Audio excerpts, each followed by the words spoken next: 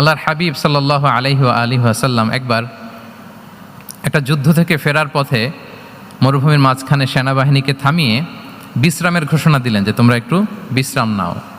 তো উনি একটা গাছের নিচে বিশ্রামের জন্য গেলেন এবং সেখানে গাছের ডালে ওনার তলোয়ারটা ঝুলিয়ে রাখলেন, ঝুলিয়ে বিশ্রাম নিতে লাগলেন, ঘুমিয়ে পড়লেন। হঠাৎ এক বেদুইন এসে রাসূল সাল্লাল্লাহু আলাইহি ওয়াসাল্লামের এই কোষবদ্ধ তলোয়ারটা কোষমুক্ত করে এরকম হাতে নিল। রাসূল সাল্লাল্লাহু আলাইহি ওয়াসাল্লাম ঘুম থেকে জেগে উঠলেন।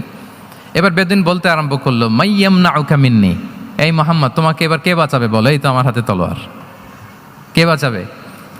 সাথে সাথেই আল্লাহর হাবিব সাল্লাল্লাহু আলাইহি ওয়াসাল্লাম উনি উত্তরে বললেন আল্লাহ।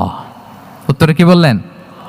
কোনো চিন্তা ভাবনা নাই যে ওরে আঘাত করা যায় কিনা পাল্টা, বা কোনোভাবে ওর কনফিডেন্স ডাউন করা যায় কিনা, এদিক সেদিক কারো সাপোর্ট চাওয়া যায় কিনা, কোনো দিকে না তাকিয়ে কি বললেন? আওয়াজ করে বলুন সবাই, কি বললেন? আল্লাহ।